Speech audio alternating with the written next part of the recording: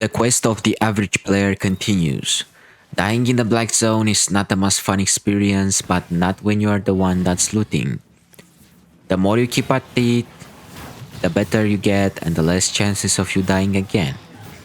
Even if you have to run from opponents with a few hundred IP higher than you and escape with 1 HP, which if you do you have all my respect, the system remains the same, taking on work one step at a time by doing the step with consistency even when it gets hard. I start the week by doing my gathering routine. The silver is not the best when you start, but it's consistent, and if the RNG is on your side, then you'll get extra silver too.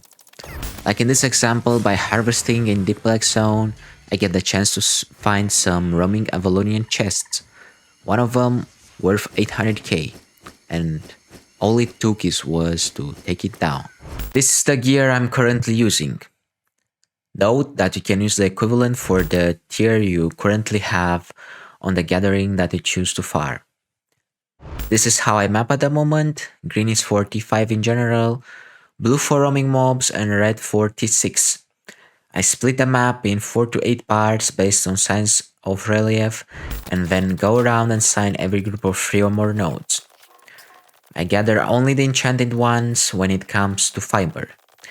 If for example you gather hides, it's best that you also take the normal ones. An enchanted node, it has a green, blue or purple arrow. For a more detailed explanation, you can check out this video that I will leave on the right corner. To build my way up to 100 million silver, I go in the mist and start farming.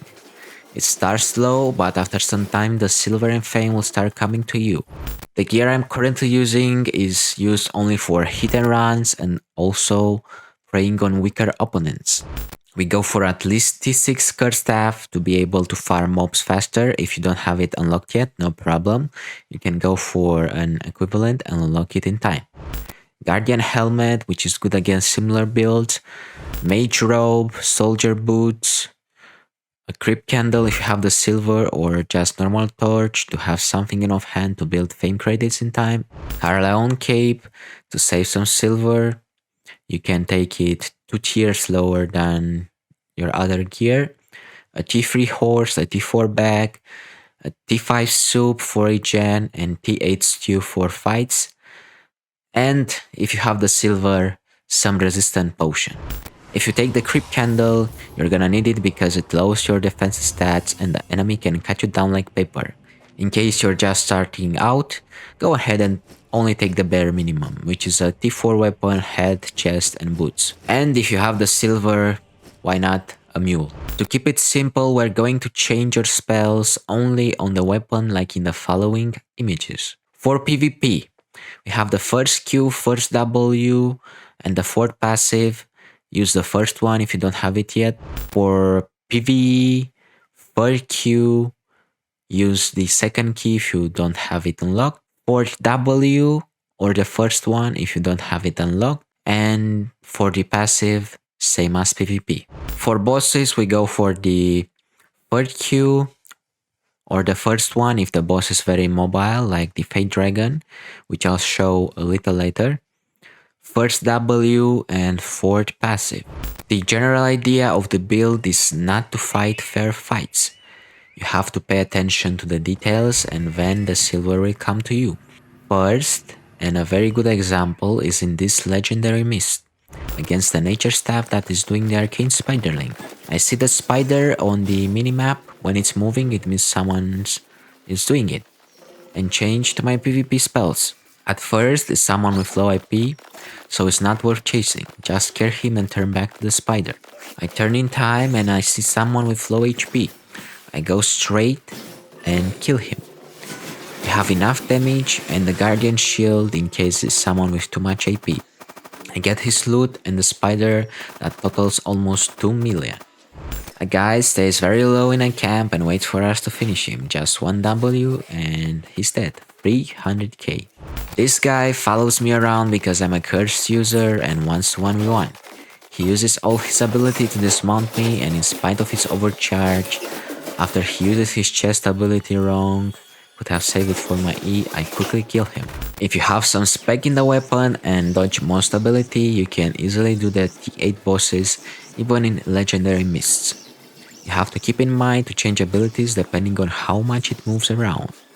In the case of the Fate Dragon, you can paddle him as he jumps around and become untargetable. The safest way to clear camps is by starting with the outside areas and the entrances. After you get to a certain amount of XP, you can enter and get the chest. You have to be extremely careful the more enchanted the mist it is. In Legendary, you can find people with 8-4 gear that can easily go invisible and one-shot you.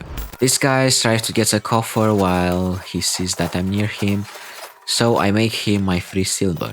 In a good day, if you have enough camps and premium active, you can easily do 9 million silver. If you don't have premium, you can divide the amount to 2/3. As a beginner, it's pretty hard to get, but after the first one, it gets more easier, as you already have some resources and your gear is leveled up.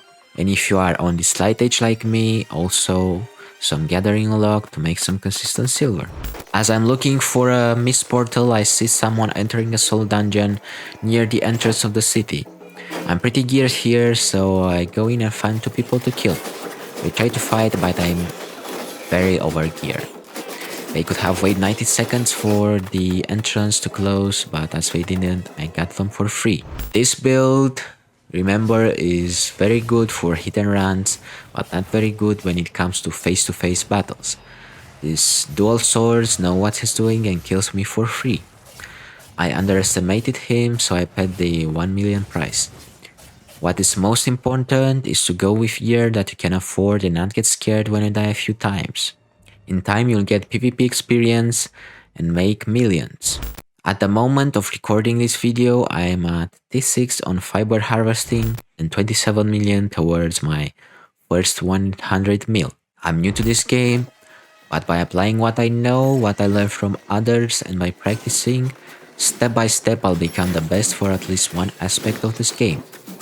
If you want more tips on how to win more, check out the video that I left on the right, and remember, always and forever, better support wins.